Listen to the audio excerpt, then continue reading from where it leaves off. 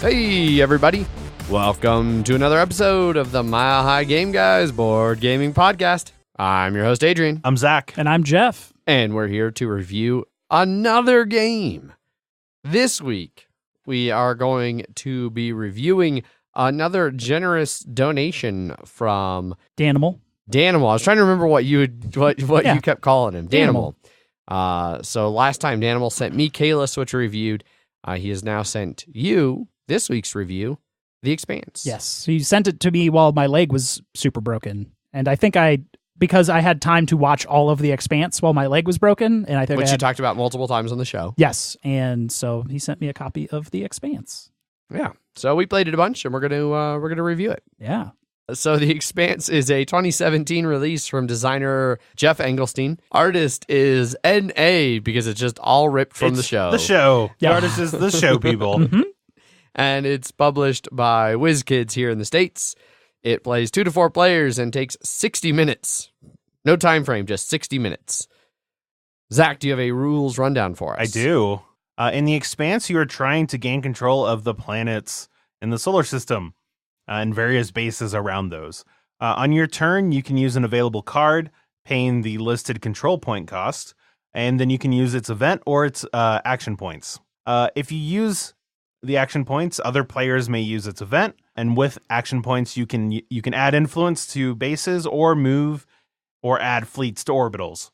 When a scorecard is chosen, you will score points based on the control of each base, with bonus points to a sector of the score activator's choice. When the 6th scorecard comes out, you will do final scoring, and whoever has the most points wins. Indeed. Fairly simple and straightforward game there.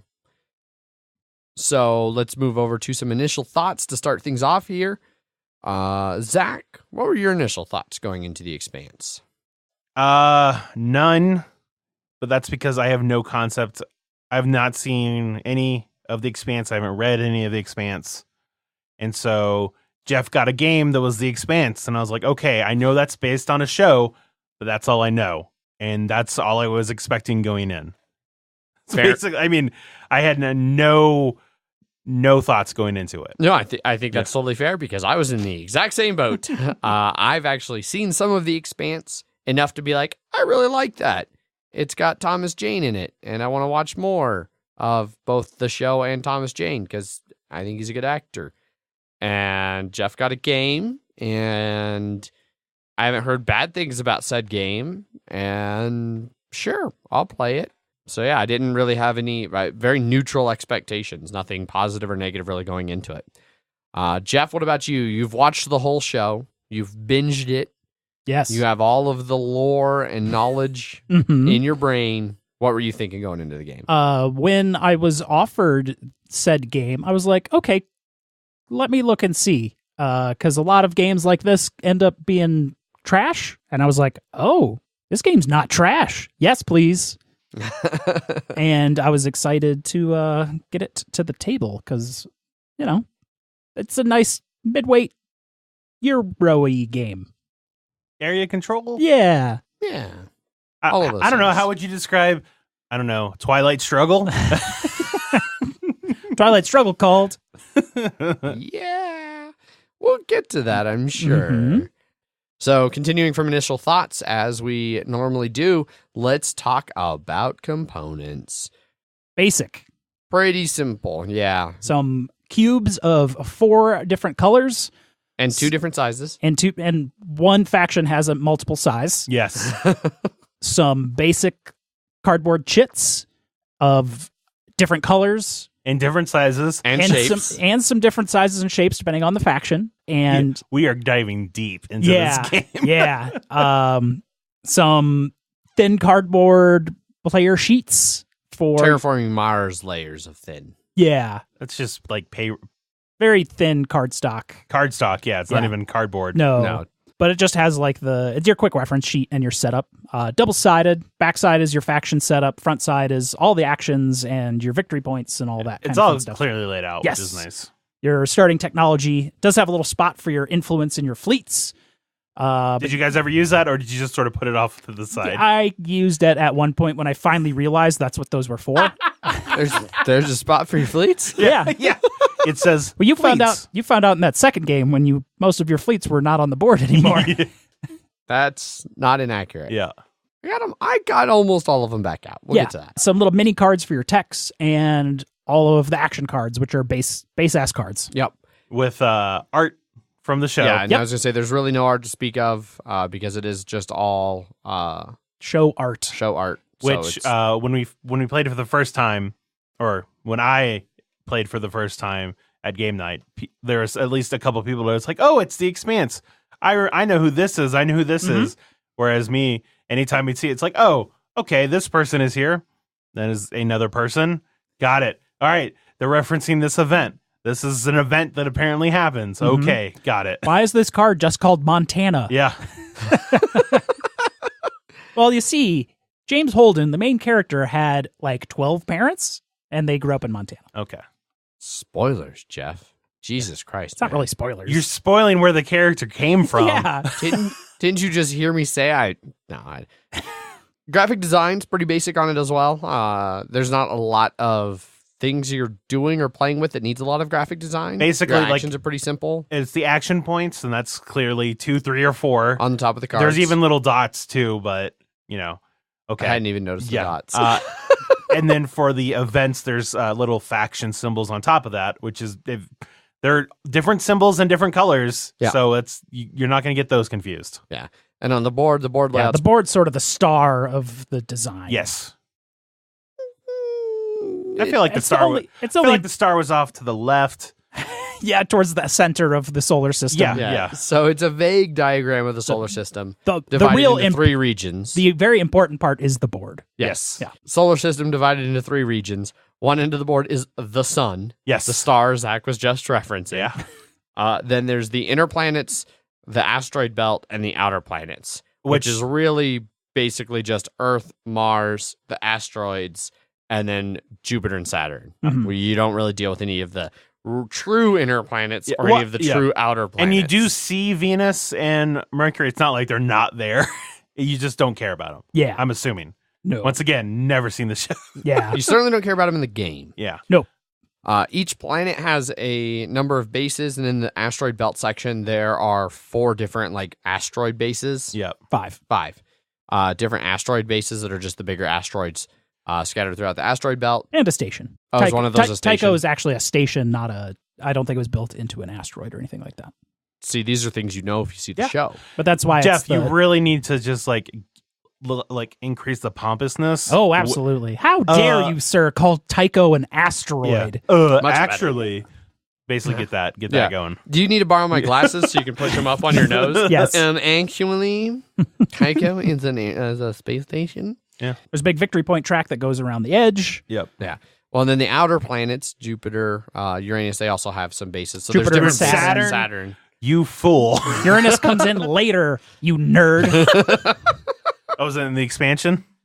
No, but it is in the later books. Okay. And they're divided into different amounts of regions. Well, so there's 3 sectors. Which I already mentioned. Yes. The inner planets, the belt, and the outer planets. and which are they're colored differently too. Yes. So it's like a blue, a white, and a purple. Yep. And then there are belts. There's bands. Bands, sorry. Yeah. Jesus. And you Zach. can move. Yeah, all of us, I had to make sure all of us get as much wrong as possible. Just wait until rules. And then each band, you can move from one band to the next. So moving from Saturn to Jupiter costs 1, but going from Earth to Mars. Well, from the inner planets to the belt is just 1 as well. Yes. And then from the belt to the first part of the To outer Jupiter. is 1. And then Jupiter to Saturn. yeah, so it's 4 sections. Yes. Yeah, the bands only really come into play in that outer planets area. That's probably one of my main complaints with the graphic design layout of that board is both Jupiter and Saturn kind of straddle the line of those 2 bands. Because they're big square boxes that just say Jupiter. Because then Jupiter has 3 distinct regions and Saturn has 3 distinct regions that you can place influence thing that we'll get to. Mm-hmm. So they're big boxes.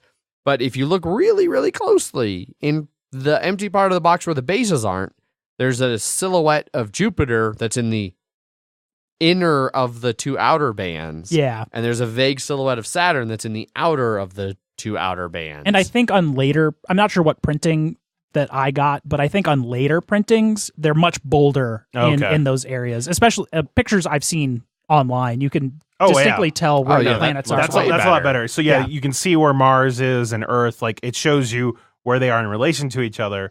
And the same with like, I didn't even know that's what those were referring to, like for the belt and stuff like that. Yeah. So because they're kind of behind. Yeah. I do wish still that, especially in the outer planets regions, it is divided into two, and those boxes take up so much of that space. I wish they'd done the line faintly through the boxes, like just real faint in the background. Yeah. So you still have that continuity of they're separate. Yes. But because it's a bolded line to mark each one of the different bands, but it's just harder. Yeah. But yeah, and that's the board. It just basically divides up the game board. Then each faction is going to start in different parts of the game board and have different resources spread out throughout the board, and you just kind of go from there. Then there's a little scoring track. Yeah, there's a score track running on the outside. The one end has the price track, the market for the cards. Yeah, I do sort of wish there was a symbol because when you bring out the fleets, it can only be from your home base, basically. Yeah. I wish there was like for a small Mars fleet symbol in that box. Exactly. That'd be really handy. Like Earth had the little UN symbol. Yes, and Mars had the Mars symbol. MRN or MCN or something. Mars symbol, like I said. And then the outer planets, and then you said it was a Protogen. Protogen is a corporation. Yes, an evil corporation. Gotcha. Why is there never a good corporation? They're all evil. Because capitalism's the devil. Yeah.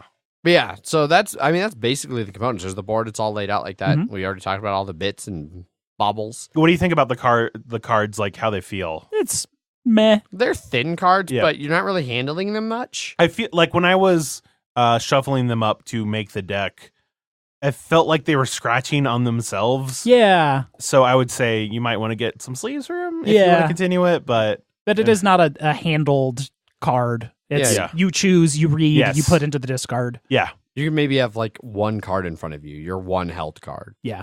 Which I think you can hold more, but it's just you're not Okay. gonna not hold them. I've never seen anybody hold more than They have to be one visible at at all times anyways. Yeah. So yeah, you're not ever really like holding a hand or really I mean, you're not wrong. shuffling the card, like moving the cards, besides when you build that initial deck. But the card quality is meh. Yeah. Yeah. Overall, I'd say that the overall component quality is pretty meh. Yeah. Nothing fancy. No. Cool. So top tier components. Yes. Yeah. Nothing fancy. So let's move on to some rules and rules explanation. I was prepared to say that the rules were really straightforward and easy to explain. Well, you were prepared? I mean, I was thinking about saying that. I use the term prepared loosely. The rules are very straightforward until you get to scoring. Yeah, well, because then it gets complicated. I thought even then I thought it was pretty. Well, no, actually, that's not true. I asked a lot of questions about scoring with the first time I played. Yeah, but first, I was just trying to make fun of you for teaching us the wrong rule, Jeff, and you ruined it. Yes, it's because I learned 2-player first. Big mistake. Yeah, so we'll come back to talk about 2-player because it is a little bit different. There's some specific changes that 2-player makes that isn't present in 3 and 4. Mm-hmm. But base 3 and 4 game. So the factions are always the same depending on what player count you have. Yes. Which you had told us the wrong faction too. You had said it was the Protogen and UN. No. When you first told me. Yeah? Yes. It's definitely Mars and UN. No, which as soon as we set up, like, oh no, this makes more sense now. Yeah. I don't remember ever telling I don't remember you you ever telling me that either. Yeah. No, well, Apparently told you weren't there the first game. I wasn't. This is true. So 2-player only uses UN and Mars. 3-player adds the OPA, the Outer Planets Alliance, and then 4-player adds Protogen, the Evil Corporation. Correct. So you can never play Protogen versus UN. Yeah. 2-player. Yes. So setting up. Well, continue. Sorry. So setting up, really simple. You follow the back of your cards, and then when you're set up, you choose a random first player, and you just go from there.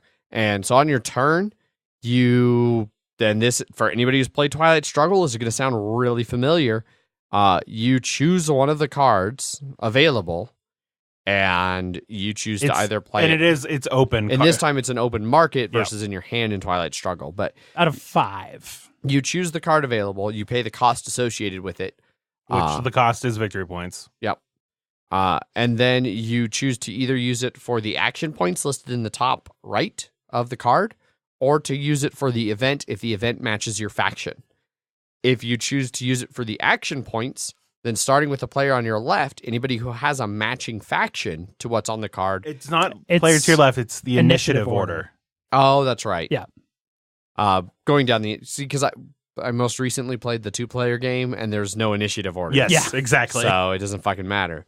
So yeah, going through initiative order, you have the chance, if your faction matches the symbol on the card, to choose to use the event or take keep the it. card into your hand or use the event immediately, which is like one of the core things. The multi-use is, I guess, technically accurate, but doesn't seem like the right word to describe that mechanism.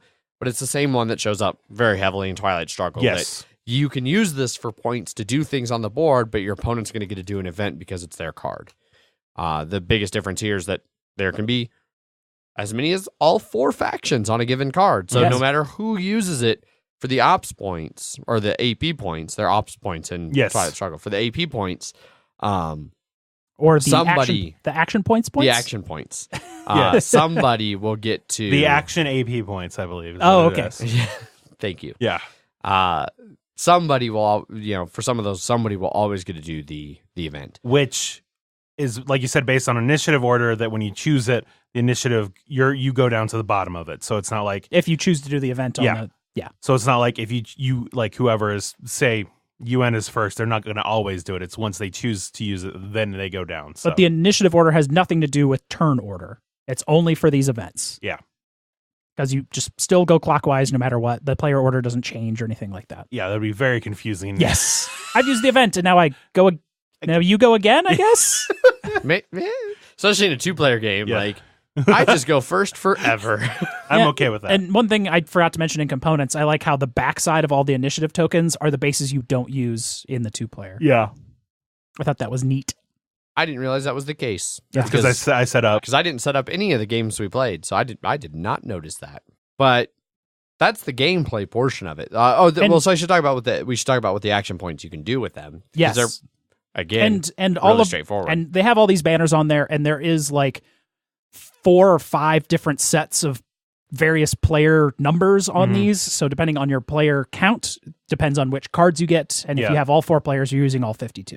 Yeah. And there will be some back in the box as well.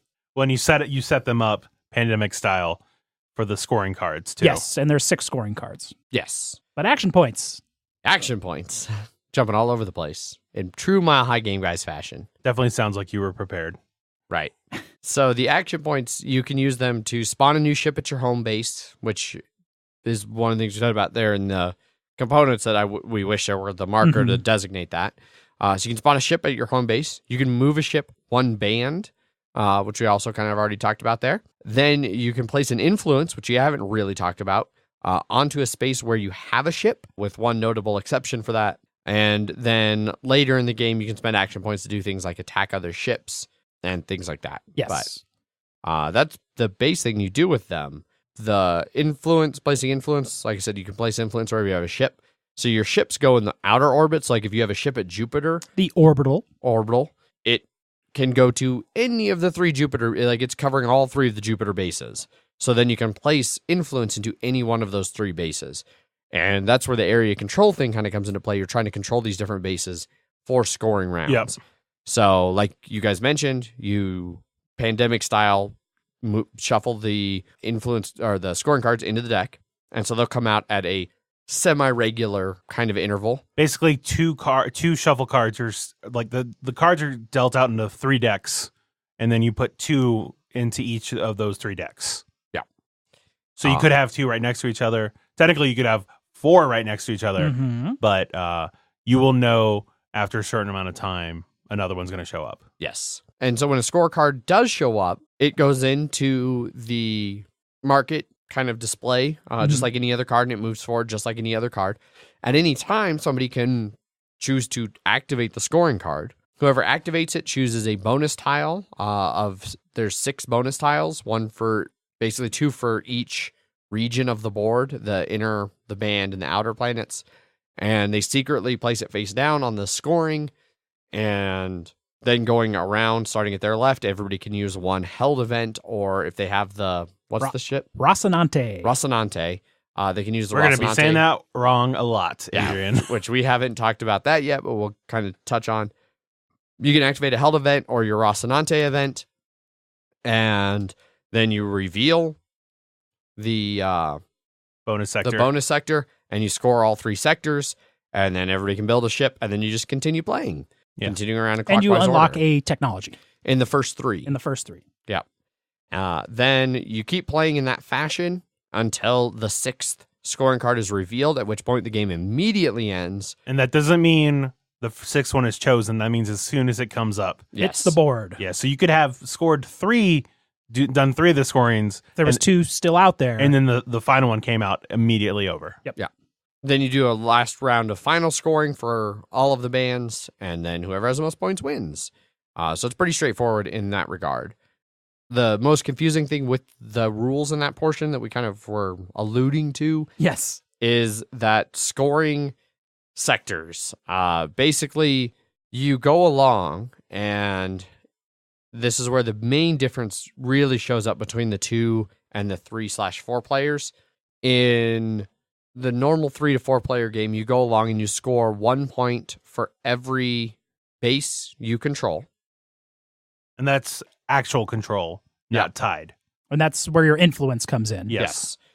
Then you go back through, and any bases that match your faction's like specific resources, your critical resources or something like that. 4 resources in the game, and each faction has some combination of 2 of them. Food, water, tech, and minerals, or whatever. And blue, green, brown, and purple. Yeah, and with each of them have their own symbols too, which is good. Yeah. But from what you were telling me, it's what they don't have. That's what you want. Based on the show, yeah. Based on the show, like Earth doesn't have these things, and so that's the ones that you want to you get more points for controlling. Yeah.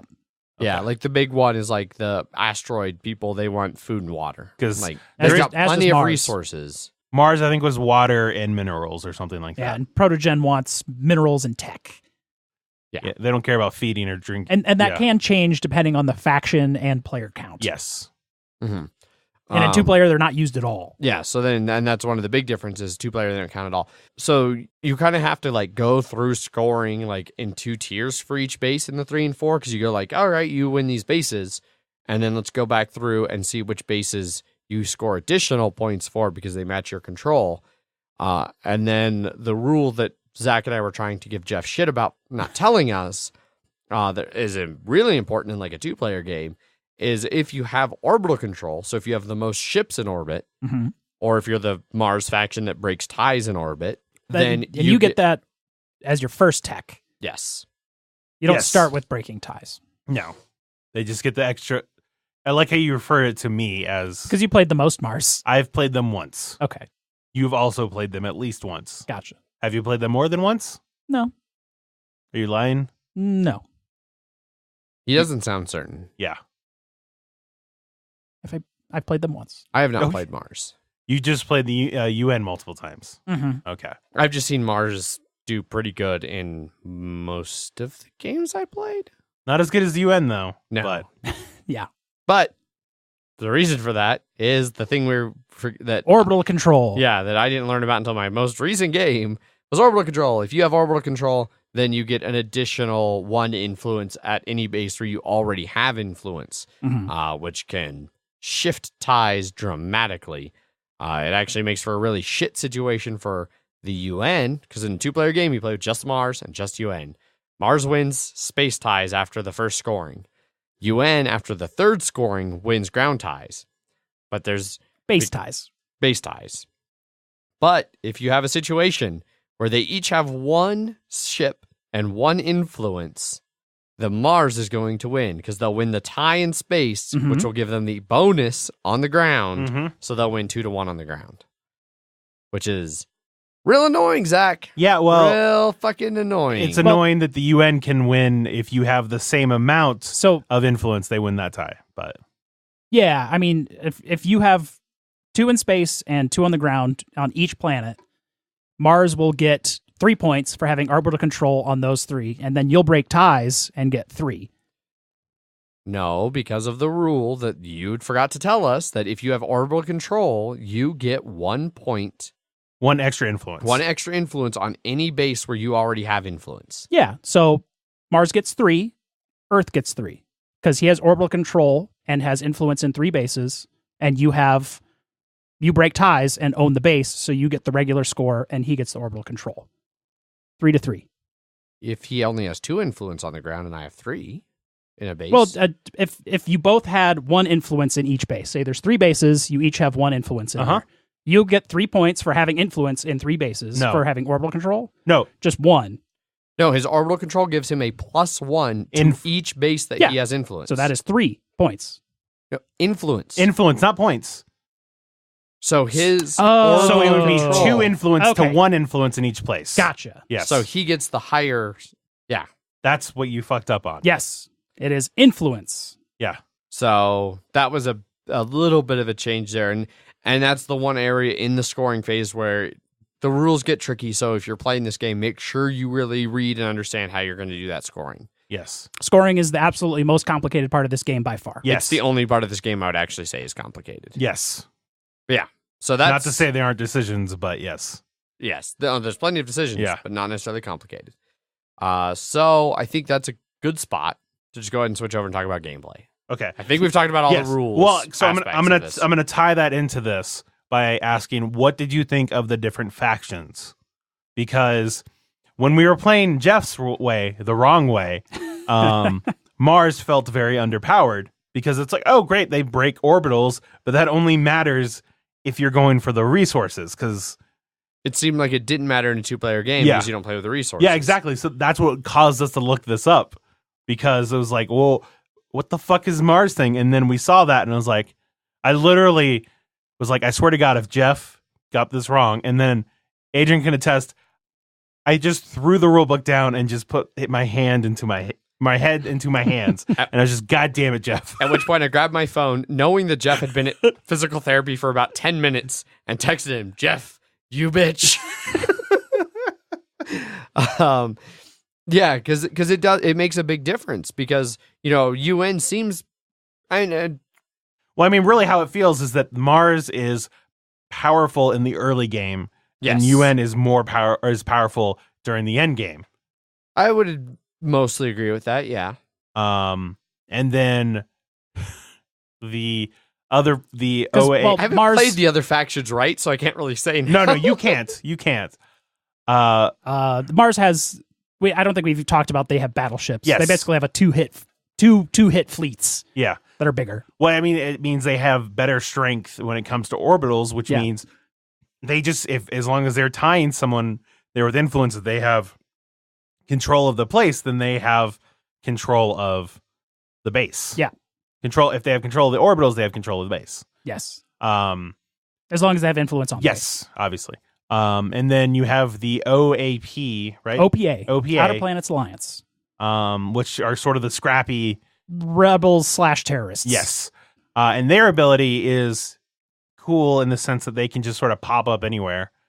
Anywhere in the outer the belt or outer planets. Yeah, they don't really care about Mars or Earth that much. When I played as them, I don't think I've ever seen a white cube on Mars or Earth. Yeah, no, you have to you sort of just deal with the belt and the outer planets. Yeah. And then the Protogen just sort of they can keep events for 0 control point costs instead of 1. That's sort of their thing. And then they have a nuke. Then they have two nukes that they can use after the third tech comes out. Yeah. So it felt like, now knowing how Mars thing worked, it felt like they were I didn't feel like any of them were out of balance, I would say. Yeah. I never got a chance to play the 4-player game. How do you guys feel about the corporation? I don't remember what they're called because Protogen. How do you feel about Protogen? Continue to be called Protogen. What's their special ability? They get to keep they get to keep action events for 0 Oh. instead of 1 if it passes. Yes. Okay. And then I forget what their first And then they have one the nukes. And then the nuke is at the end, Yeah. which is they get to basically, instead of doing a regular turn, so instead of choosing a card, they just put it down in a spot and it just kills everything there. Mm-hmm. Except one of their own, because they had someone there to do it, but you don't have to do it where they have influence. And their first tech is they can spend an action point to replace one influence with their own if they have a fleet in orbit. So they can just be like, your red is now my black. Yeah. Okay. That's pretty Yeah. powerful. Yeah, so the OPA can just sprout up anywhere. Well, not anywhere, but yeah, they can sprout up. They don't need ships to place influence. And then their tech allows them to build junk ships. Scrap ships. that are worth half a strength. One half fleet point. Which doesn't seem like much, but they get to appear anywhere they have influence, because normally you have to build ships from your orbital and then move from there. So like for Mars or Earth, like that's where their orbitals are. Yeah. And so having to build that and then go out to Jupiter or Saturn, that's like 4 movement. It's a pain in the ass. Yeah. Whereas the OPA can They just also start in the belt, so they're in the middle, so they build their ships in the middle of the map, which makes it a little bit easier. But then also the scrap ships are nice because they're worth half a strength. So they'll break those ties. They'll break those ties, and that you have to beat them. You can't tie with them because you're not able to, because it's only half a strength. You either are less than them or greater than them. Yep. And they count as a ship, so like when you destroy ships. Exactly. And kind of like the Scrap ship. ambassador ships for the UN, or the ambassador diplomats. The influence, the bigger cubes are worth 2 influence to 1. Similar to those, though, like if there's a ship and a scrap ship in orbit and somebody destroys a ship, you get to choose which ship. So you'd be like, you destroyed my little half ship. Yeah. And then it'll pop up again. And they are 'cause technically they pop up. fleets, not ships. But Right. So if somebody destroys a fleet, yes, it's a fleet of scrap ships. Yeah. Yes. It's fine. It's just a bunch of junky ships, barely cobbled together, coming from an asteroid that's and wrecking all your bases. That's that whole faction. Yeah, it's a hillbilly ship. They just shoot a bunch of gravel out an airlock, and it's still going real fast and will fuck you up. Yes, pretty much. I assume that's something that happens. In the books. Okay. Not in the show? No, but they definitely are scrappy. Like they had to make some drop pods to like attack a station, and it was just like cargo containers that had magnets on it, and then they just kind of cut through. And once they landed on the station. Okay. Yeah. All right. Interesting. Yeah. Interesting. Yeah. I need to watch more of this show. It's good. We haven't really talked about the Rocinante at all yet. No. And so it's the last player catch-up kind of mechanic. Yeah. So what are they in the show? They're the main characters. Oh, really? Yes. Yes. The show is about the Rocinante. Oh, And okay. They're navigating all I of did this not get that political from the intrigue. game at all. No. No. But the whole thing is the Rocinante has sort of changed factions over and over and over in the show, depending on who's less evil at the time. So that's kind of why it's like whoever's in last place is the least evil option at the time. No, that makes sense. But yeah, they're the hero characters. One of them was Thomas Jane? No. Oh, okay. He was from the Belt Okay. and is an investigator because the first season is a whole like missing persons thing. Okay. I don't want to know what happens to Thomas Jane. Nothing happens to Thomas Jane. Okay. But you let us know that nothing happens to Thomas Jane. I'm okay. That I'm fine with. He does make it on the ship at one point, but Okay. all the main characters have their own little powers, but they're super powerful. Like, and it happens during scoring. Place an influence anywhere, destroy It's fleets. 4 options. Yeah, Not every character. no, Because there's more than There's- 4 people on the Rocinante on the show. For people who've watched the show and are curious I about mean, the game, kinda. there's 4 main characters on Yeah. the Rocinante. You're introduced to them, Zach, by the way, in like the first 2 episodes. Like I recognized all those characters from like Yeah. the first 2 episodes. Yeah. I mean, I figured as much. Yeah. Basically, place an influence anywhere, move anywhere, so you can be on Earth and go all the way to fucking Saturn. So I wouldn't say it's super powerful, but it's just very situationally. Like you can turn the favor of of one station, one base, or one orbital. And that could be from you getting 0 points to Exactly. you getting 5 points. Yes, Or but it's not like they just are like rain down death I in mean, the solar system. if you're in a system with a bunch of enemy Yes. fleets, you No. can destroy all of the other yes, fleets that are there, depending on how much help You they need a have. bunch of fleets, though. Yeah, but it depends on how many they have. Well, the ability is you move and then destroy all of like Or- with one per ship you have in orbit. including that one. Yeah. So, Yeah. but yeah, so it's like two. You're never going to have more than like two Yeah. factions or two And fleets in one spot. I've done that to great effect. Yeah, I remember you Okay. fucked me over once with that. Yeah. I remember that. Yeah. But it only goes to the person who's in last place, so it's sort of their And in that changes every scoring too. yes. Every scoring it will change hands if it changes hands. Yeah. Yeah. Sometimes it only changes hands once out of 6 scorings, and then you narrowly lose the game because, like Zach said, one cube can make a 5 to 10 point difference. So I mean, honestly, like especially if you're You just playing, want to be 1 point yeah, behind. if you want to be one in, point in a behind, 2-player game, that would be an amazing Yeah. strategy. Yeah. right up until that last one, just do that little because the final scoring is Huge. a lot bigger scoring than any of the other bonus ones. It's Mhm. huge. No, no, the best fleets. This is about Space Force, right? Or Yes, this is It's the where game of Space Force. All right. yes. Yeah.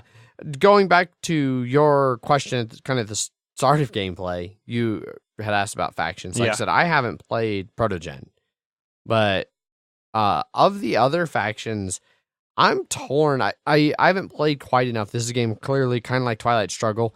More plays are going to benefit you because you know what cards are out there and how they affect other. Like I already saw that in my first game I played They're with all- you guys. You were like, one card came out and you both were like, that came out in the first hand. Oh my god! I would. It's like, yeah. Yes. is that good? Is that a They're- good? Oh my god! Is that a bad? Oh my god! They're I all don't know. I don't think we mentioned they're all unique cards. Yes. There are But- some that are kind of variants. Yes. Like get 2 points for each of the different symbols, and there's a card for each one of the symbols. Yeah, or like Blockade of Earth, Blockade of Mars. I think there's Blockade of Tycho. Yeah.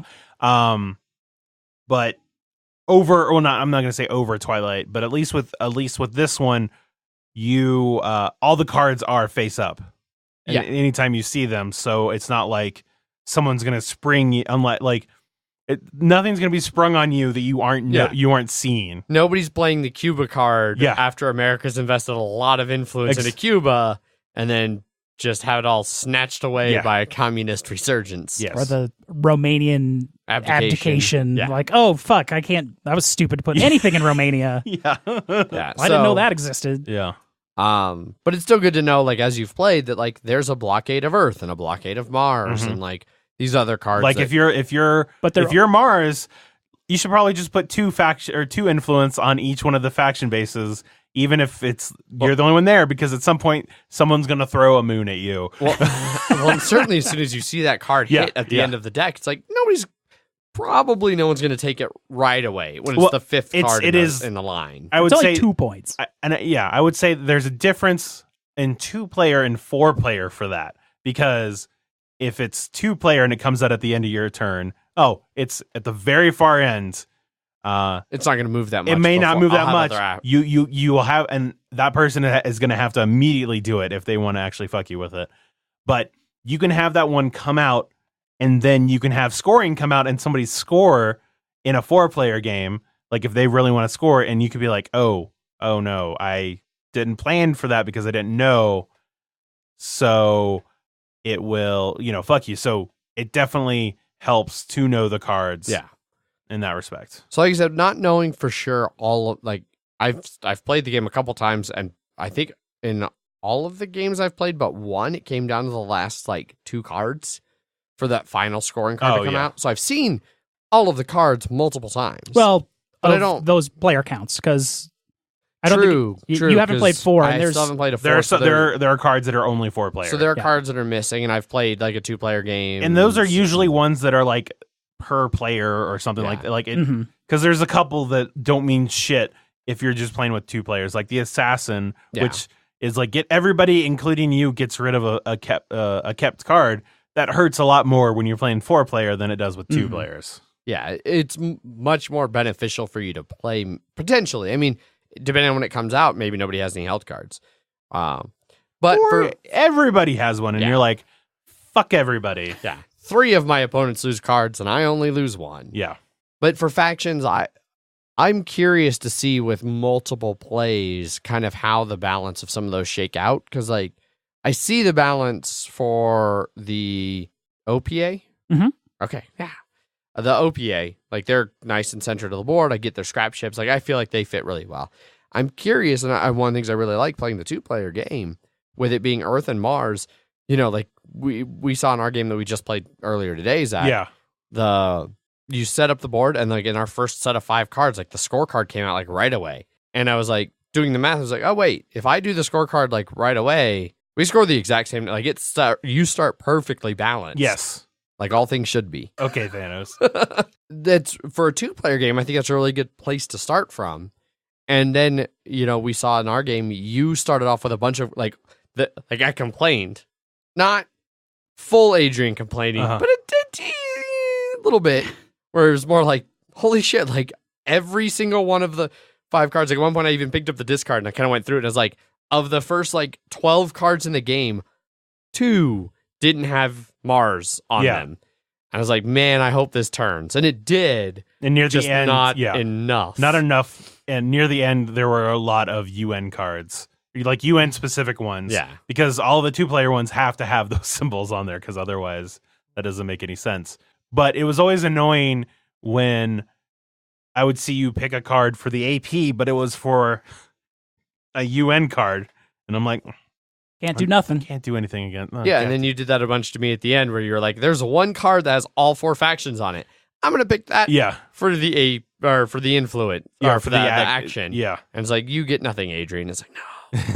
I carefully made it so like cards 1 through 4 all have my faction and then like a faction that's not in the game. And you're like, I'm going to spend 2 points to take this far one. Yeah. Because it's the only one that doesn't let you do anything. And it's very good, too. A lot of them were very good cards. Like one of the last cards we got out was the Black Ops. Remove an influence from each band. Yeah, which was great when you're only playing 2-player. Because so many of our things were, for the early game, Mars has the upper hand in the fact that they win on orbitals. So that, you could be like, oh, I'm just going to tie you here, and then I'm going to win there. Or I'll be 1 less and tie you with that extra influence I get. But then once the UN got, oh, well, now we tie on influence, like, fuck, now I need 1 more on there. Mm-hmm. And so it was great to be like, and especially because we don't care about critical resources. Yeah. Because in that, when you're playing with 3 or more players, you're like, well, I don't care about this one. I care about the ones with the resources. Yeah. This one is just everything's fair game. And so it was great to be like, all right, now I'm winning this one, and this one. Mm-hmm. And I was really hoping that after I did that, it flipped over to the score. Which it happened soon enough after it that. did, yes. That was still a major powerful play. But so in a 2-player game, I think Mars might have a slight advantage. And especially when we played with that right rule. And this is what I've been building up to like through 3 different like small set pieces. Because what I said earlier, when you play with that right rule about orbital control, giving you the extra influence on the ground, if you're in a situation in a 2-player game with UN and Mars where they each have 1 in orbit and 1 on the ground, since you go orbit towards the ground, the Mars breaks the orbit tie, which gives them the advantage and gives them the 1 extra influence on the ground. So then they're 2-1 on the ground. Mm-hmm. So that's in a 2-player game, that's a huge advantage. Like Mars has to win 1 of the 2 outright. It can't rely on its tie. Yeah. If both are tied. One thing we haven't mentioned at all, we've mentioned tech cards, but everyone has the same second tech card, which is Open Warfare, which adds a new way to spend action points in the game, which is spend 2 action points, destroy an enemy fleet. Yes. Which I noticed happened a lot more in the 2-player plays I had than of the 3. Well, and especially because I had. Mars, their third tech is to do that, but at a reduced cost, aka I fucking said I'm winning orbital. Yeah. You can spend 1 and destroy a fleet. Mars and then, gets fucking stupid. And then also spend 2 and destroy a fleet. That's the other reason I think they're a little bit more powerful, because UN doesn't get their tiebreaker ability until the 3rd tech. You're not wrong, but I would posit that the fact that as the scoring goes on, it becomes more valuable. Like the third, it's 3 point, like it's 2 points for the first 2, but then the third one's 3. It's is it 2, 3, 3? It's 2, 1, 3, 1, 3, 1. Well, I know, but I mean, I'm for the first player. I thought it was 2, 2. Is it 2, 2, 3, 3? It's 2, 3, 3, 4, 4, and then 5. Yep. That those are more powerful, and it is a lot harder to remove influence than it is orbitals or than it is fleet. And it's almost always off of cards Yeah. that Yeah. does it. Yeah. There's no action to remove. But as the first player reward goes up, so does the second place reward. I mean, So you're not wrong. Falling to second in a tide, the relative change doesn't really get out of control until that final where it's 5-3. Yeah. Usually it's just one less. Right. So it's 1-0, The worst 2-0, and then is it 3-1, 3-1, 4? it's I don't know. it's 1-0 for basic. The bonus scoring is 2-1, 3-1, 3-1, 4-2-1, 4-2-1, 5-3-1. Yeah. So the worst one is the third round where Well, I mean, Real bonus. for any of the bonuses outside of the first one, it's two number difference between first and second. Yeah, so I don't think they get that much more valuable I mean- towards the end. I don't know. Well, I think it's just it's a lot. I'll tell you this: when we played against Andrew and he was the United Nations, his shit was everywhere, and it was hard to fucking deal. Like Yeah. once he got his influence, it was really hard to get. The OPA at least can get rid of some of them, mhm. but it is hard to like when and you're. even the protogen can Yes. can replace as Yeah. well. I mean, and I think that's one reason that ended up getting me the win is that by the end of our 2-player game, I had no influence left on my sheet. I was on every planet. Yeah. And that's what ended up getting me the win over you is that there were there certain were 3 planets I wasn't on in that Exactly. final scoring. which is because I kept trying to keep fleet control Mhm. because if I killed your ships, then you couldn't go out and spread influence.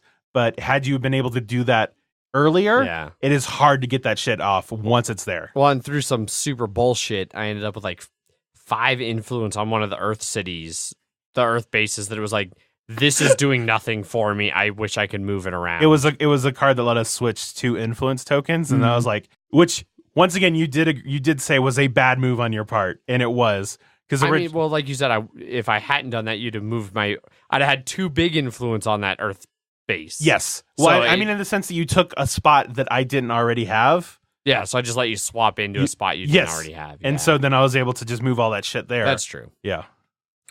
Yeah. Which you can if you have influence. If all your influence is on the board, you can move it around. It's not like you're stuck. Same with ships. You can, if all your Yeah. ships are out, you could, when you build a ship, Yeah. pull one from somewhere else Yes. back to your home planet.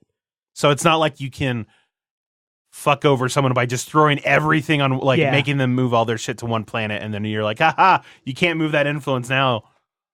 Yeah. It's just like, oh, okay, well, boop. I'll just put more somewhere else. Yes. I do like how you can plan, or you can't plan for final scoring. Obviously, you can hope. There are a Mhm. lot of times you're like, you use a card and you're like, it'd be great if final scoring happened after my turn instead of after Adrian or Jeff's. Yeah. I mean, you can, No, you can plan, but I mean, because you see the 5th card come Yes. out, and you know how many cards are left in the deck, and it's like, I have a 1 in 7 chance, Yeah. a 1 in 6, a 1 Mhm. in 5, a 1 in 4, a 1 in Yeah. 3, yeah. 50-50?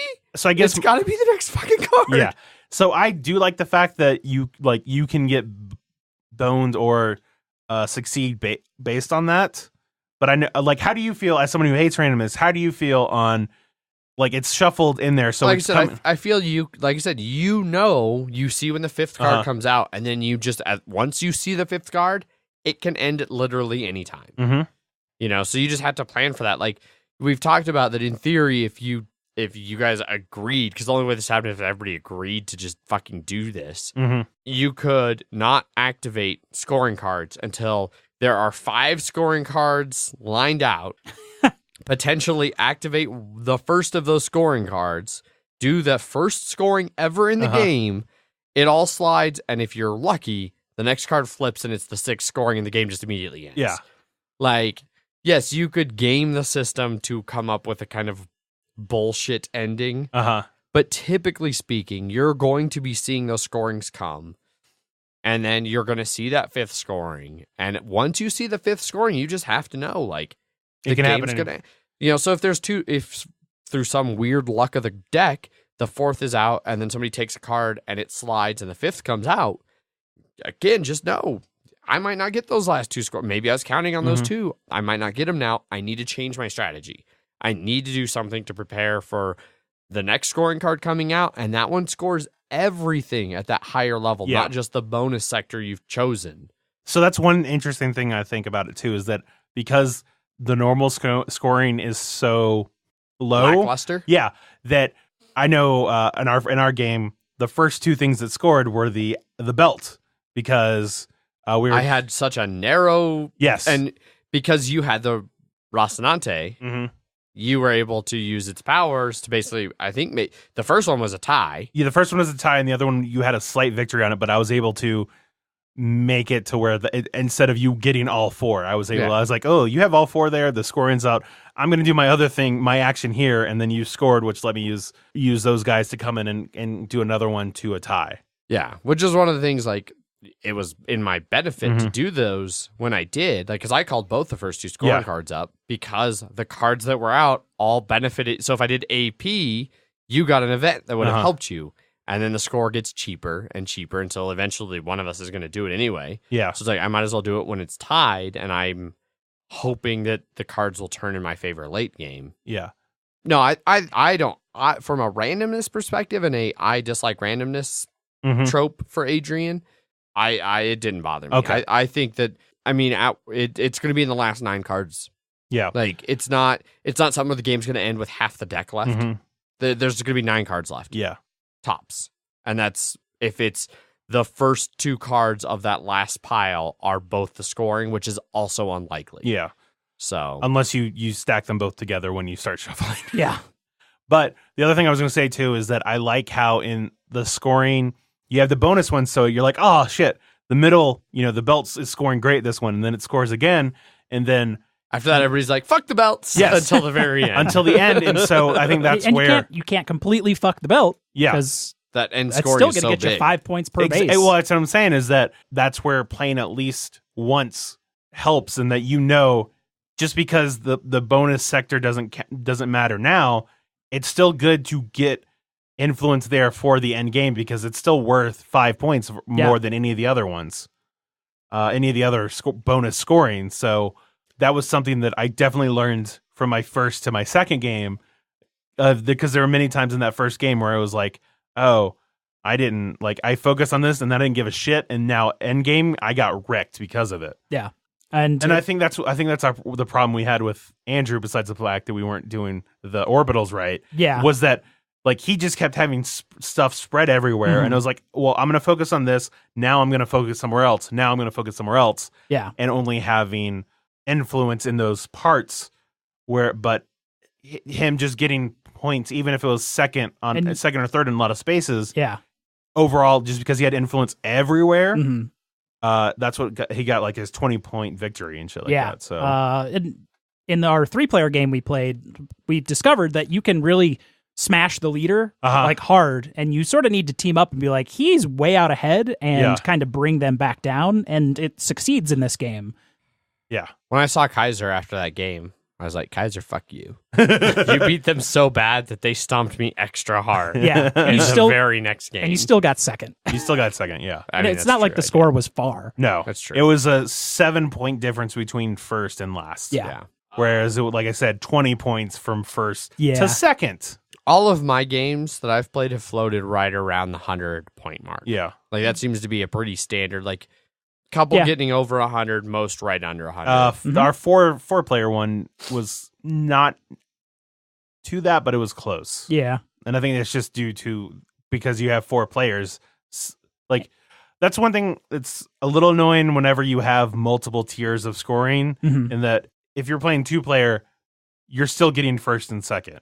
Yeah. So it's on the final scoring, someone's getting 5 points and someone's getting 3 points. So Yeah, really, you're it's just keeping 2 pretty and 0. close. Yeah. 2 and 0. Yeah. So, but if you're playing with 4 players, 5, 5, 3, 1. Yeah, 5, 3, and then 1, and then 0, assuming that there are no ties there. Yep. But I I do like- like at least that ties just go down. Yeah, It's if- unfriendly ties. If you're both tied for first, you go to second. you go to second. So If you're tied for second, you go to third. If you're tied for third, you ain't get shit. Nope. And you can't tie and get the resource bonus. Because you have to have. You have to be first place to get the resource. Yes. Which is why orbital control is very important. Yeah. Oh my amongst other things, It's Jeff. huge. Amongst other. All right. You guys ready for some final thoughts? Yeah. I think so, yeah. Cool. Yeah. Zach, Okay. what are your final thoughts? So after our first game that was at game night and was 4-player and was with a lot of distractions, I was like, oh, this game just took forever. It did take forever. And I felt like I didn't like I felt like I wasn't doing shit in the game, and then I got crushed because it was like, how the fuck do you ever beat someone who did that? But this is one of the rare games that I ended up liking it more each subsequent play. Because of the first game, I was like, oh god, this is gonna take for like I'm not looking forward to playing this more. Yeah. I was like, oh, this just feels like Twilight Struggle, but with more people, but just a whole bunch of bullshit in it. Yeah. And then after the third one, I was like, okay, I enjoyed this one more. I felt like I was engaging more with the people, and I was once again understanding the cards, which definitely helped with it. And then with our 2-player game, I was like, that was a good game. I enjoyed it. I felt it wasn't complicated, but there were a lot of decisions where I was like, oh, I gotta do this. I liked it in Twilight Struggle. I like it here. And I know we're comparing it to that a lot, but I think he was trying they to. They sort of took a lot of mechanic from it. Yeah. I like the AP and the fact that you can use another person's the action points. The action points. The action AP points. Yes. You can use those, but if it's another person's faction event, they can use that event. And so you have that thing of like, oh god, I want to do this one for free for because you pay it with victory points. It's like, oh, I'd like to do it and not have to spend victory points, but it's not that great, or it's going to help him more. So maybe I should use that one that's 2 points away. Or this action's so good, I know he's going to do it. I might as well get some action points out of it. Yeah. And also my first play, because I don't know anything about the Expanse, it just felt dry as fuck because it's like, okay, here's someone I don't know. Here's someone I don't know. These things are, I understand that Luna is the moon, but I don't care about that at all. And I still sort of feel that way of like, I don't really care. Like, I don't know anybody that shows up. I don't know how well integrated the theme is. Like the fact that I didn't even know those people were like main characters. It's just like, oh, I'm assuming it's just this scrappy team that just goes helps people in need. That's kind of what they are. But one of them might be a sociopath. Is a sociopath.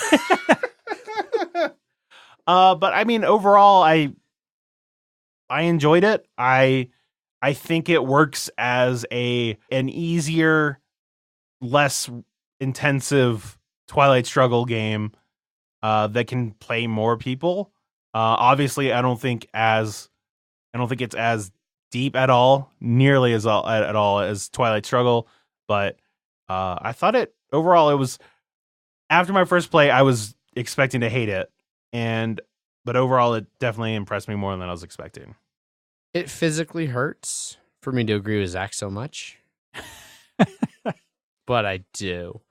I've really enjoyed the plays I had of this game. I wasn't expecting anything going into it, and it has been a pretty solid surprise for me. I didn't know going into it at all that it had so much, until I literally sat down to play it the first time, and Jeff was like, so these cards are a lot like Twilight Struggle, and the mechanics a lot like Twilight Struggle. I didn't know how similar some of the base gameplay was. Well, that was the same for me too. When I was coming in, I was like, wait, this sounds like Twilight Struggle. And he's like, you're not wrong. Yeah.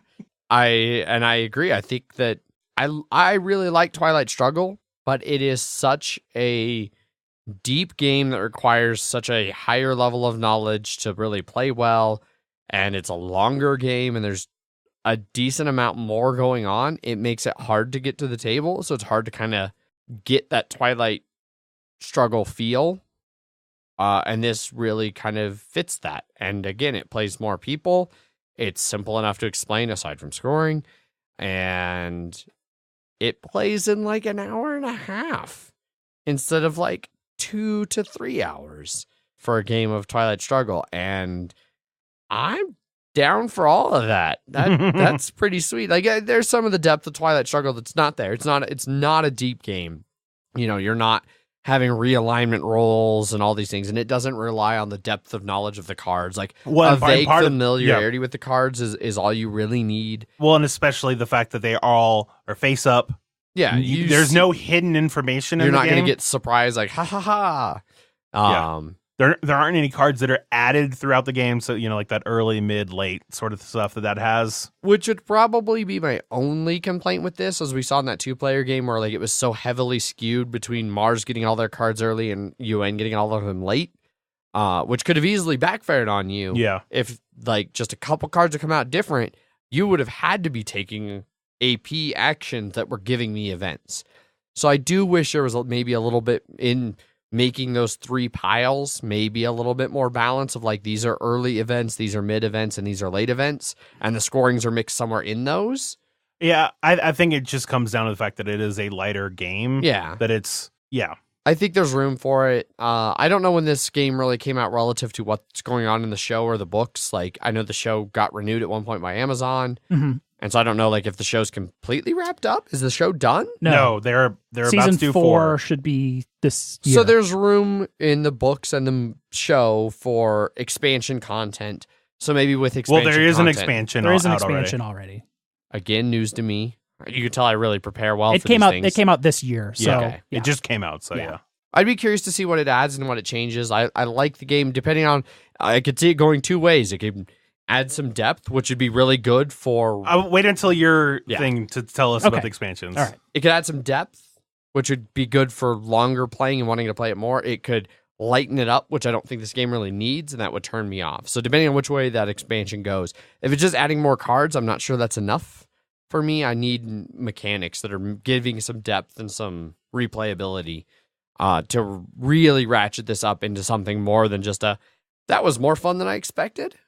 So I liked it, and I'll certainly play it more. I think it'll be one I'd be happy to play at game night again. Yeah, I think it works great for game night. Scratch the Twilight Struggle itch. Not that that's an itch I regularly have, but it's one that's kind of there occasionally. It just sort of reappears every once in a while. It's less recurring than other itches, but it shows up once in a while. Yeah, so I don't know. I liked it. Slightly above meh, but not like, oh my god, I need to go own a copy. What did you think of 2 versus 3, 3+ players? I liked them both. They were different. I liked the balance that was, especially initially in the 2-player. Mhm. Like, nobody starts with a super clear advantage. And especially because it's so zero-sum, so. Yeah, and that's the biggest difference is it feels meaner in a 2-player because there's, if you play a card that's remove 3 from each orbital, they're all 3 going to be from one person. It's not going to be like, well, it makes sense to remove from Zach in this orbital, Jeff in this orbital, and whoever's the 4th player in this orbital, and that way I'm in good position in all 3 bands or whatever. In this one, it's like, it's going to be Zach and Zach and Zach in a 2-player game. Yeah. So it is much more aggressive in 2-player, but I'm fine with that. Yeah. Overall. So I liked it. Jeff, what about you? What'd you think? So as someone that knows all of the show and has started reading the books, I liked it a lot. And I could see a little bit more in how like the tech cards worked, where everyone gets open warfare in Tech 2 because I think the game ran Season 1 and then the expansion is kind of Season 2 stuff that they add in there because it was sort of a Cold War and you were sort of just kind of have fleets sort of yelling at each other, but not really shooting. And then the shooting starts and the nightmare happens. And then the war kind of continues where in like Season 2, the war's kind of still there, but then Protogen is like bigger. I like it a lot. I like it. The card system. I like the Twilight Imperium. The theme is not there at all unless you have any relation to the show in any way, shape, or form. But the one thing that I did get out of it was like, oh, the Cold War turned hot. I remember that. I know who the characters are on the cards. Be like, oh, that's that dickhead, and that's why that card lets you do that. Oh, that's that admiral guy. It's a reference theme. Yeah, and you're like, oh, I know that person. Done. Yeah, like, hey, it's that admiral guy that didn't want to go to war and step down. He's the guy that lets you move each fleet, whatever. And it's like, oh, it's that evil dickhead tech guy that sort of worked for the UN. And then Protogen, he's the guy that lets you put the influence on all the tech bases. Why Montana is a card. It's where all of the Rocinante's captain's parents live because he's got the genetics of like 6 different moms or something like that for some lands rights something. I don't know. There's a whole reason for it. But that's why that card is do one of the Rocinante crew actions because the UN lady goes and talks to his mom to try and figure out who he is. Gotcha. Yeah. Real quick, Jeff. Yes. So knowing that there's a card in there that involves Demos being smashed, Mm-hmm. and because Demos Down is my single favorite card in Terraforming Mars, Yes. makes me really want to watch more of the show, at least until I find out why. Don't tell me, Mm-hmm. but it makes me want to watch more of the show to know why there's a Demos like Destruction. card in the game. Yeah. It's subverting your expectations. God damn it. It's the other moon that they destroy. Phobos? Yeah. But no, Phoblog. I need my Phoblog. Demos is really small. I know. Yeah, I like it a lot. I'm going to be bringing it to game night a bunch because I want to play it more. I want to play some more with the same people at 4 players to kind of see where the game goes. Because it could go some places. Hopefully, quicker. With all the same people. Every person the same every time. There is an expansion, and the expansion adds, which I want. It adds 5 modules, leaders who can get attached to fleets, new techs. There's like, I think 6 new techs per faction, resource tokens, a proto-molecule ownership card. It's not just the nuke tech for Protogen. It's sort of the, I don't know, weird alien goo that people are trying to figure out what the fuck it is. And then it adds a variable setup as well. So it doesn't set up the same every time. That sounds good. And there may or may not be a new board in there. Like a totally different art style. Interesting. Yeah. Which makes the Saturn Jupiter Look a lot better. band. Oh, yeah, and it even has the full fucking line. And Yeah. Oh, my God, I like that. Are you sure that that's is literally the only thing I like more about that board, but I like that So I mean, more. in a components view of the expansion, there's clearly the board Oh yeah. with the rest of the pieces. So Okay. the expansion might come with a whole new board as well. Interesting. Yeah, and then the leaders move around with fleets and can like change influence based on like where they move, and there's a bunch of other ships, and yeah, and there is some new cards and things like that too. But yeah, I kind of want doors and corners to add to this. It seems like it's adding some more depth and not just like, hey, here's some more action cards. Cool. And a new board. Yeah. That sounds like that would be what I would be more interested in. Yeah. Like that fits kind of what I was hoping for from an expansion. Yeah. So Not many expansions have a whole new board. no, which I mean I don't know. Is there anything else you see different really about that board? It has the like modules for The like, expansion? all, like printed on the board. And I guess stuff like that makes. I really like the original board though, except for the one little issue. So I don't know. I wish they'd kept more of that aesthetic. just kind a of bit the more. pretty basic. Yeah. Yeah, this one has like realistic depictions of the planets and colors. I mean, that's kind of cool. That wraps up our final thoughts. We have a BGG thread with some listener feedback. Zach, you got that ready to go? Yes, I do. First one is from Steve. Speaking for everyone. So on the thread, I said, as someone who has no context of the show or the book, he goes, speaking for everyone, no more podcasts until you go watch the show. Go watch it. I believe it's still streaming free on Amazon Prime. It will be on Amazon forever because they own the show now. Yes.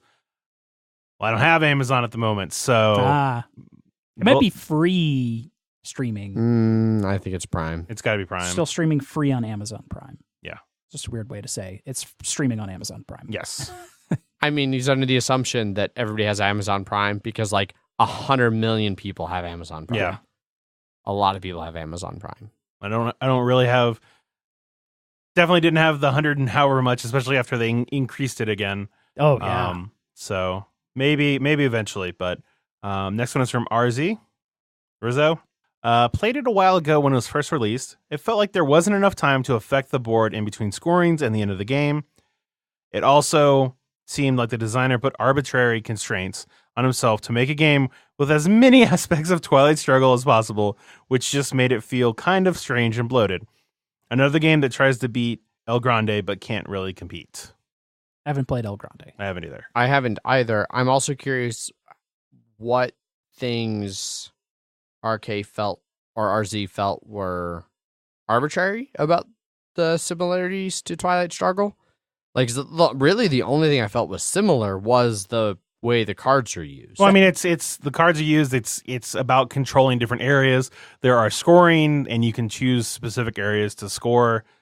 Twilight Struggle, it's like, oh, I'm going to do There's Asia scoring. There's not a European scoring. It's Yeah. just a scorecard with a bonus sector. Yeah, bonus sector of like this one. I feel like the way that scoring works, though, is different. I never got the feeling that it was similar to Twilight Struggle scoring when I was doing Expanse scoring. Well, I feel like Twilight Struggle scoring is just more complicated scoring.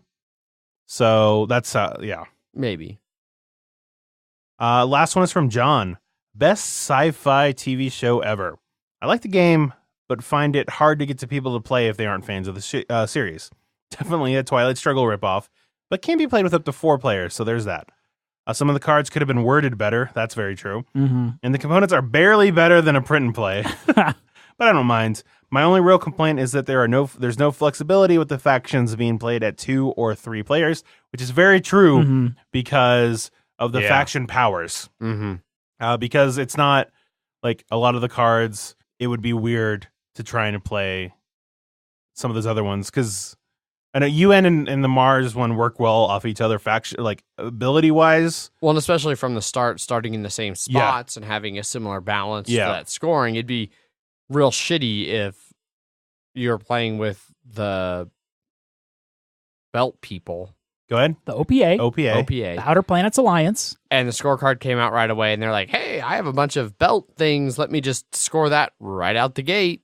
Like, if it comes out as like your one card, the first card where it's 0 cost. Yeah. You know, so like having that balance in a 2-player game helps.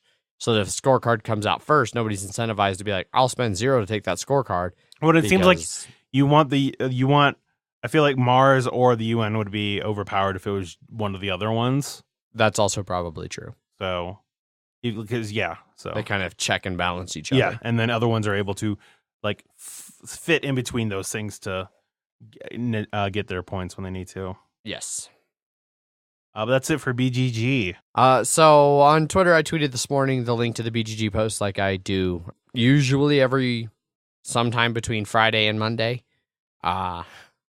And Boyd replied saying, I only have thoughts about the TV show. To which I replied, that counts?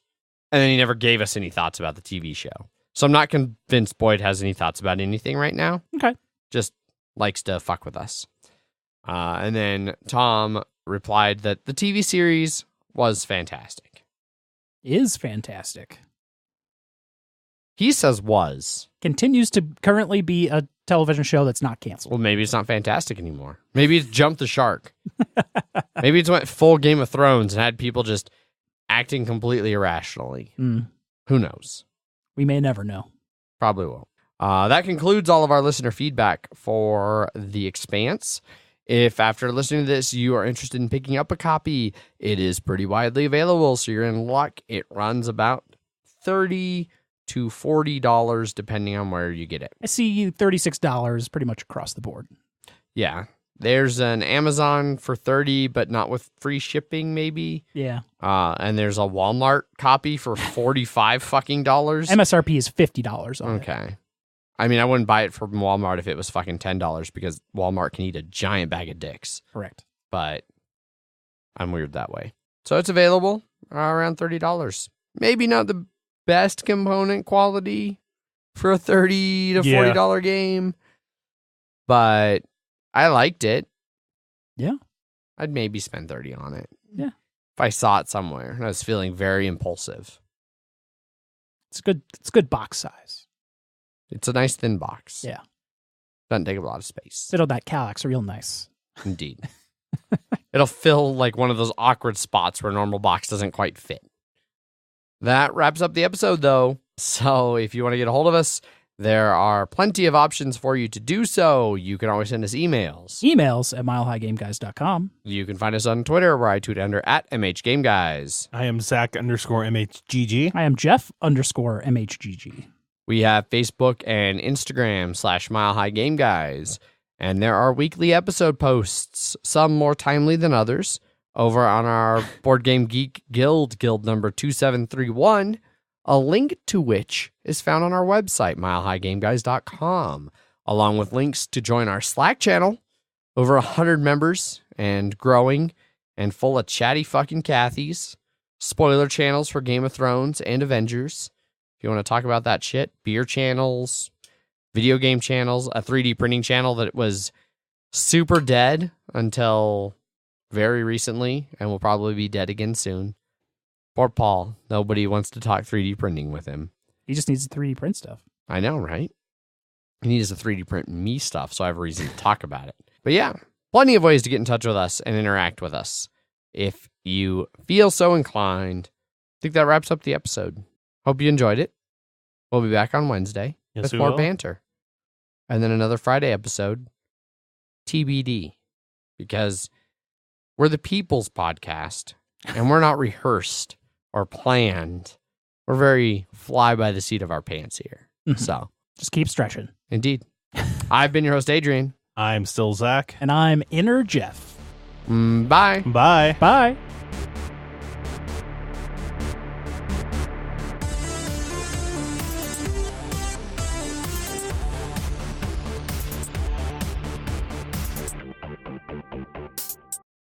So let's start things off with the second part of starting things off. Also known as not starting things off. Also known as continuing. Punchboard Media, where we all bring something to the table. Pull up a chair at punchboardmedia.com.